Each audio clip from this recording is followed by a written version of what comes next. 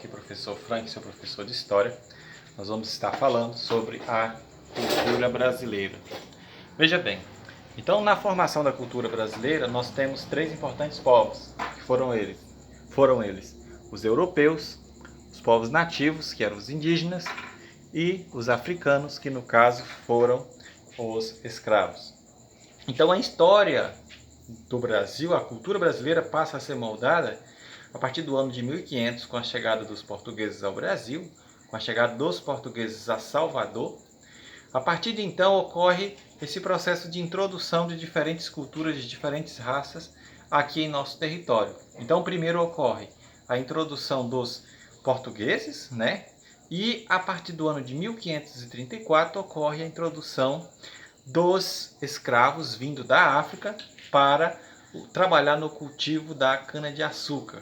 Então vale ressaltar que a partir do século XVII, os engenhos de cana-de-açúcar foram a principal atividade econômica no Brasil. Então, no século XVII, a principal atividade econômica foi a cana-de-açúcar. Por isso, ocorreu a introdução da mão de obra escrava. Então, esses escravos que aqui chegavam, eles traziam a cultura africana para cá. Os nativos que aqui estavam, os indígenas, já tinham a sua cultura bem preservada. Então, de certa forma, essas culturas, elas foram se misturando, foram se entrelaçando a ponto de formar o povo brasileiro. Então, vamos lá. A mistura entre o europeu e o africano formou o mulato. A mistura entre o nativo e o europeu, né? Então, entre o índio e o branco, formou o mameluco. A mistura entre o africano e o nativo, o negro e o índio, formou o cafuzo. Então, dentro dessa formação brasileira, nós temos o mulato, o mameluco e o cafuzo. Então, no ano de 1500, ocorre a chegada dos portugueses ao Brasil, foi introduzida a catequização forçada dos nativos, né? Então, vieram para cá índios, né? Vieram para cá padres jesuítas que começaram a introduzir de forma forçada o catolicismo nos povos nativos que aqui estavam.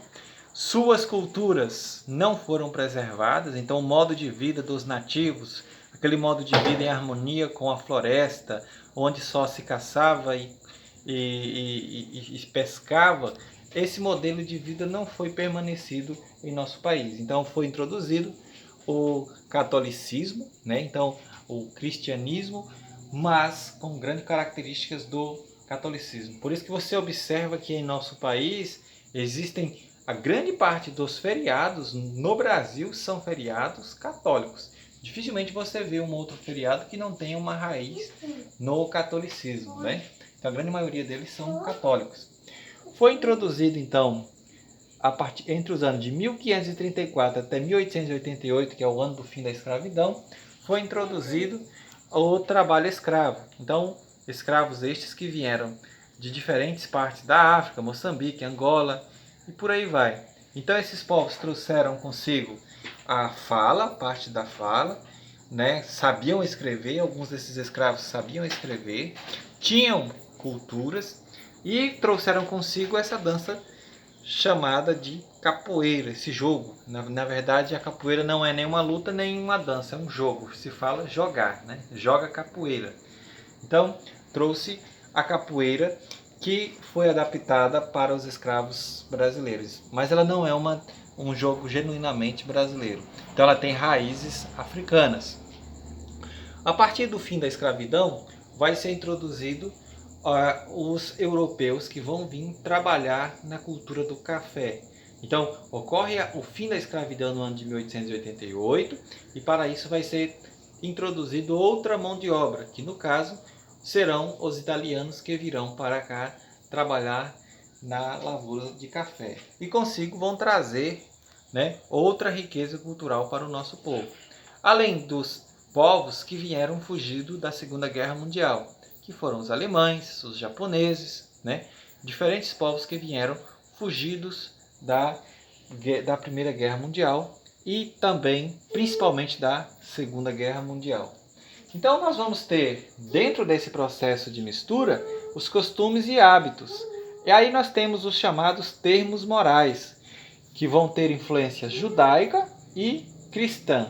Então, grande parte do nosso conservadorismo, da nossa moral brasileira, tem raiz no catolicismo, no cristianismo, ou no próprio estilo de vida dos judeus. O que vem a ser esse moral, professor? Aquele padrão de vida que nós levamos, aquilo que achamos certo, aquilo que achamos errado, tem origens no cristianismo ou tem origens no judaísmo, né? Aqui eu separei para vocês alguns dialetos existentes no nosso país. Oxente, tu, meu irmão, maninho, ó pai, tchê, guri, né? São alguns dialetos que relacionam essa mistura cultural existente dentro do nosso país.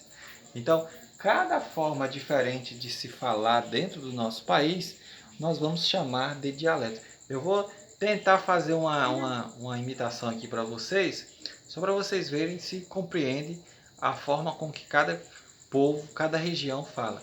Se nós pegarmos, por exemplo, a Bahia, se você for conversar com um baiano, ele vai falar mais ou menos assim: ó pai, não sei se vou hoje não.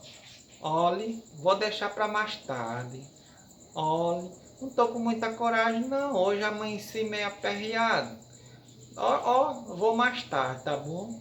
Então, esse é o dialeto, a forma como se fala na Bahia. Se eu pegar, por exemplo, o Pará, Belém, né? Se eu pegar Belém, eles vão falar assim, com um S puxado, né? Vão falar com um S bem puxado, semelhante aos cariocas.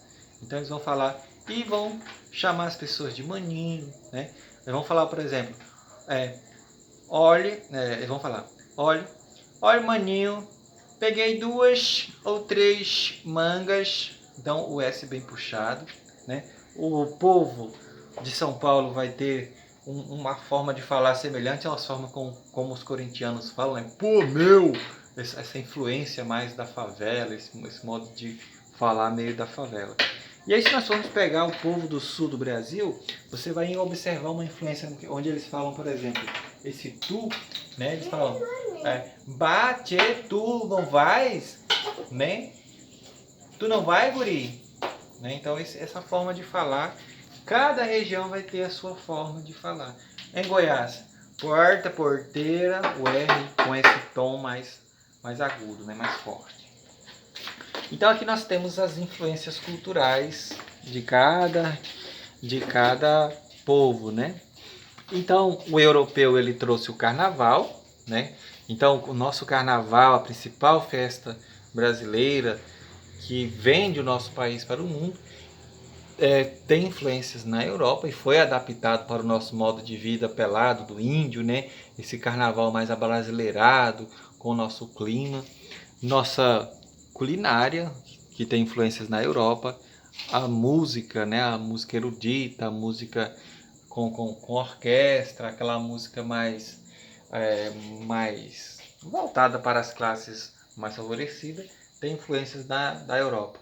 Agora, dos indígenas, nós temos as influências da dança, da música, das vestimentas e algumas palavras que temos no nosso dia a dia, como o caju, açaí, acerola, mandioca. São palavras que têm origens indígenas. E outras palavras que têm a sua origem nos nativos. Africano, nós temos o candomblé e a ubanda, né? A ubanda, inclusive, ela tem uma semelhança muito grande com a ubanda ela tem uma semelhança muito grande com o espiritismo. Enquanto que no espiritismo você tem a figura de um homem branco, todo bem trajado, de terno, gravata, na ubanda você tem a figura de um espírito encarnado, de um senhor velhinho, cachaceiro.